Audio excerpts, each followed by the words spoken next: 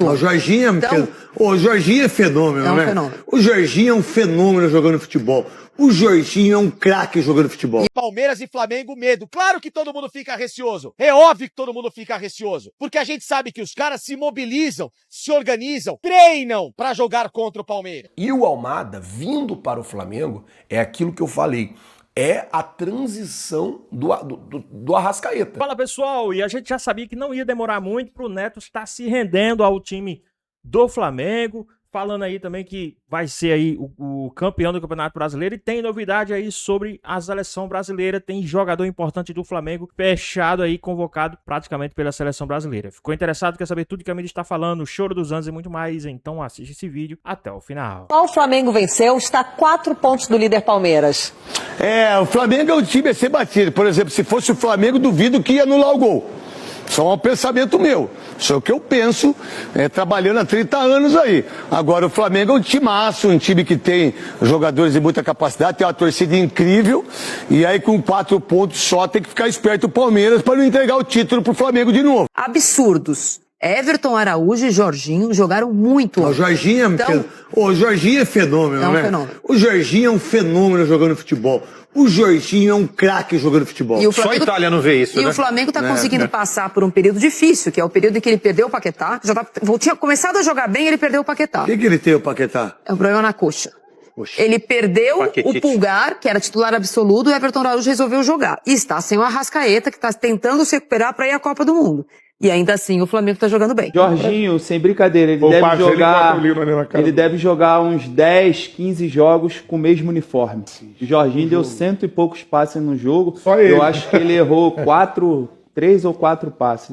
Isso aí no seu setor, Não, irmão. você esquece, aí é muita qualidade. Muita. Eu queria, jogar com um cara desse do Mas lado Michael- aí é sonho. Mas ele tem uma e ele tem uma coisa, ele marca, ele não, porque só fala de Ele jogo. conhece os atalhos do campo. É impressionante, ele marca bem, ele defende bem, ele quando tá sendo pressionado, volta a bola, busca, coloca na frente, abre a jogada, ele é perfeito. Olha os passes. Não, Jorginho, sem brincadeira, ele deve jogar uns 10, 15 jogos com o mesmo uniforme.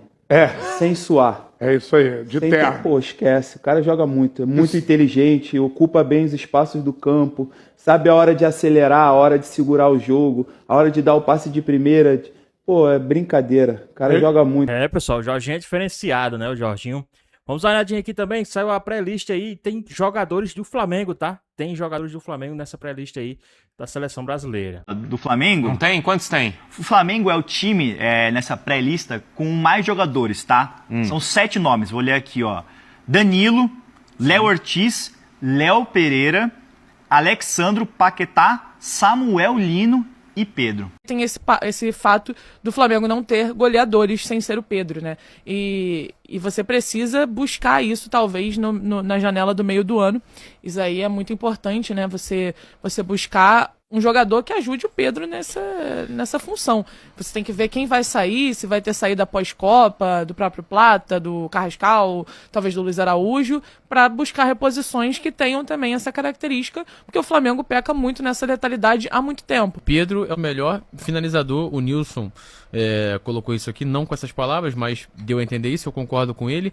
E em seguida, para mim, tá Arrascaeta e Lucas Paquetá. Sim. E se você for pegar o histórico recente, o Paquetá se machuca, fica fora, agora o Arrascaeta. O Flamengo diminuiu a sua letalidade. Contra o Bahia foi 2-0, gol do Paquetá e do Arrascaeta. Contra o Medellín, teve gol do Paquetá e do Arrascaeta e do Pedro.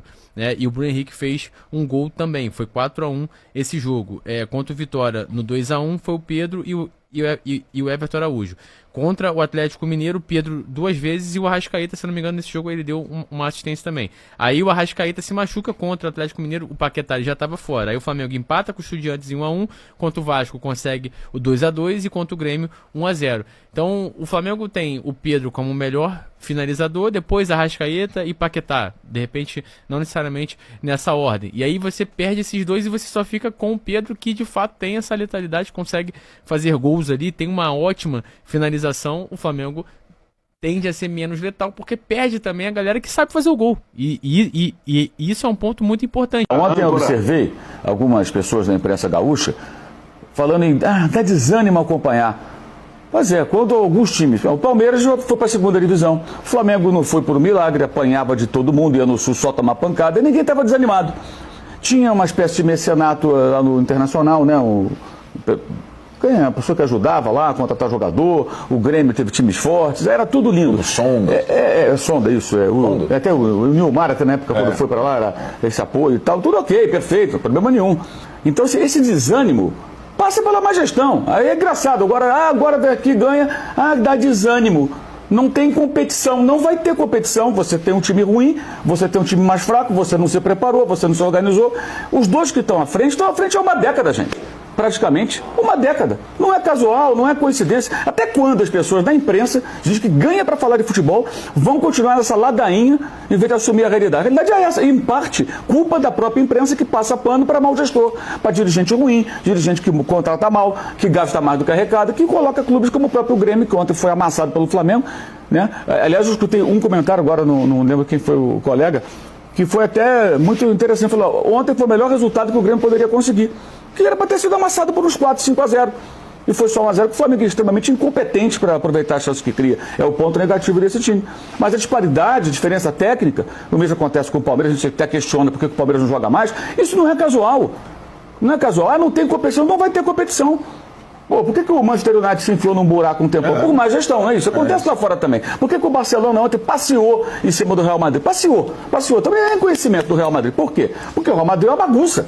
Tem um técnico interino, né? O principal jogador envolvido numa situação ridícula, que viaja, não sei o quê, alguns bobos lá querem que ele vá embora, faz abaixo assinado. Você é maluco, né? Abaixo assinado para tirar o Mbappé. Dá um tempo. Né? O jogador dando porrada na cara do outro, o cara não joga porque levou um soco, foi agredido. O que é isso? Como é que o Real Madrid pode enfrentar? Também não é casual. O Barcelona tem lá os problemas dele, mas o time em si está mais estruturado, mais bem treinado. Essas coisas não acontecem por acaso, gente. Pessoal, o Mauro tem seus problemas aí, né? Meio rude, mas quando ele quer falar, ele fala mesmo aí. Realmente, o Grêmio é muito pequeno aí, né? Próximo do Flamengo aí no momento. Vamos dar uma olhadinha aqui também no choro, né? No medo, palmeirense com medo do Flamengo. Isso mesmo. Olha só aí o que foi que ele falou. Palmeiras e Flamengo, medo. Claro que todo mundo fica receoso. É óbvio que todo mundo fica receoso. Porque a gente sabe que os caras se mobilizam, se organizam, treinam para jogar contra o Palmeiras.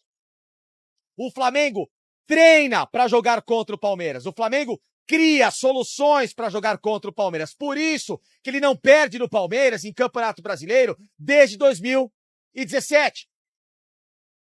Porque o time encara esse jogo como um jogo a você ser diferente. E não como o treinador encara hoje os jogos do Palmeiras. Sempre um futebol chuchu.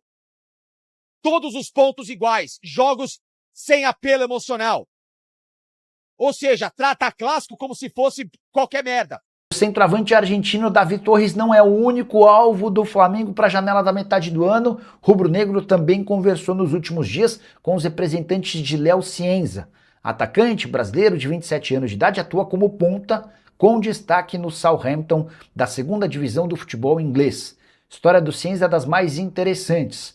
Jogador que não conseguiu passar pelas categorias de base de clubes brasileiros e se mudou para atuar na quinta divisão da Suécia. Por lá ele descobriu que estava trabalhando num esquema análogo ao da escravidão. Ele ganhava apenas o suficiente para comer.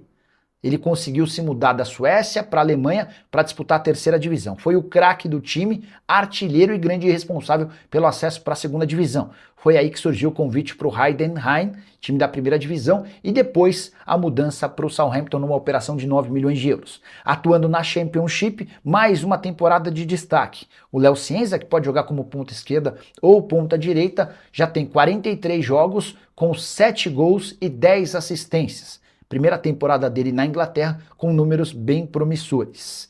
E é por isso que o Léo Cienza já foi sondado pelo Corinthians, pelo Grêmio, pelo Bahia e pelo Flamengo. Antes de gravar esse vídeo, consultei uma pessoa do staff do jogador e ele admitiu que já existiram as primeiras conversas. É só importante destacar que o Southampton vai topar negociar o Léo Cienza apenas a partir de 20 milhões de euros. Negociação que está bem longe de ser um negócio barato. Só para completar, ou registrar que o Southampton está nos playoffs da Championship. Ele não conseguiu acesso para a primeira divisão, terminando em primeiro ou segundo, e agora ele tem de participar de dois mata-matas. O primeiro está sendo disputado contra o Middlesbrough, jogo de ida na casa do Middlesbrough, terminou empatado em 0-0. Pessoal, tem jogador aí caro, né? Jogador que chegando aí no Brasil. E também tem aqui o Flazoeiro falando sobre o Almada, tá? A possível chegada do Almada aí no Flamengo. Vamos dar uma olhadinha aí que depois a gente volta aqui para comentar mais. A situação do Thiago Almada, antes de eu falar da decisão tomada, porque, gente, o negócio é o seguinte, a informação que vem da Europa é que o Thiago Almada está muito incomodado com a falta de espaços no Atlético de Madrid. O que acontece, gente, é que o Thiago Almada, ele era protagonista na MLS, ele era protagonista, foi um grande protagonista no Botafogo, é um dos protagonistas ali na seleção argentina, porque na falta do Messi, o Almada é o substituto do Messi. Inclusive, naquele jogo que a Argentina ganha do Brasil de 4-1, eu estava nesse jogo no Monumental de Nunes, o Almada acabou com o meio-campo da Argentina, ele jogou muita bola. E ele era um dos protagonistas lá também no Lille da França. O que acontece? Ele foi para o Atlético de Madrid na ideia de ser protagonista e não está conseguindo alcançar esse protagonismo. Não está conseguindo ser protagonista como ele pensou que seria. E aí, meus amigos, há um incômodo por parte do jogador. O jogador está incomodado, o jogador quer jogar, o jogador quer atuar. E não descarta agora, nessa janela de transferência, a possibilidade de sair. Ele quer sair do Atlético de Madrid por essa falta de protagonismo, por essa falta de oportunidade, por não estar jogando e não estar sendo aproveitado pelo técnico Simeone. Uma outra coisa que eu preciso falar também sobre o Thiago Almada. No Brasil, duas equipes interessadas, o Flamengo e o Palmeiras. Eu vou dizer uma coisa, Flamengo não pode dar mole. Thiago Almada indo para o Palmeiras resolve um problema do Palmeiras. Qual o problema? Problema de criação. O Palmeiras não tem meio campo. E aí se o Almada chega lá, ele consegue chegar e resolver esse problema. E o Almada vindo para o Flamengo é aquilo que eu falei. É a transição do Arrascaeta. O Almada tem 25 anos, o Arrascaeta vai fazer 32 anos. Óbvio que cada ano que for passando, o Arrascaeta vai jogando menos, natural isso é normal acontecer, mas o Flamengo já precisa de um substituto para o Arrascaeta. Eu até falava no pós-jogo domingo. 19, 20, 21, 22, 23, 24, 25, 26... 8 temporadas que o Flamengo sofre atrás de um substituto pro Arrascaeta. Flazoeiro, mas e o Carrascal?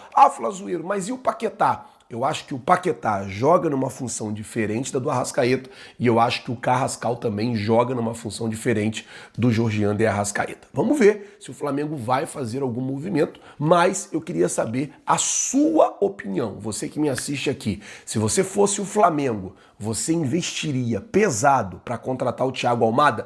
Você acha que o Thiago Almada pode ser essa peça que chega no Mengão para substituir Georgian de Arrascaeta? Coloca, por favor, nos comentários. E aí, pessoal, rapidinho. Vocês acham, sim, que o Arrascaeta já está muito próximo, né, de encerrar aí sua carreira no Flamengo? E a solução seria o Thiago Almada?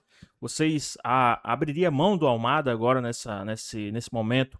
Assim, abriria mão que eu falo não contratar o Almada agora, já que ele tá tão insatisfeito no Atlético de Madrid. Muita gente acha que vai para a Europa e vai deslanchar, vai se dar bem lá, e muitas das vezes o cara é um jogador para jogar em um grande clube aqui do Brasil, né? A gente vê que o Almada fez o que fez jogando no Botafogo, imagina o que ele não poderia fazer jogando no Flamengo. Então, acredito que no Flamengo ele estouraria muito mais, tá? Lógico, na Europa lá a pancada é seca, né? Falar que nem a gente fala aqui. Então, era melhor ele vir sim pro time do Flamengo, né? O Flamengo também não pode dar essa bobeira de deixar ele ir para o rival, né? O rival que eu falo porque é os dois únicos times que estão disputando aqui no Brasil. Então, o Flamengo não poderia dar essa bobeira. Mas na sua opinião, vocês acham que é o momento aí o Flamengo já tentar trazer o Almada para ser esse substituto, quem sabe, do Arrascaeta. Qual a sua opinião? O que é que vocês acham? O que é que vocês pensam aí a respeito, né? E também dessa lista, dessa pré-lista que saiu aí da Copa do Mundo, né? 6 jogadores do time do Flamengo praticamente.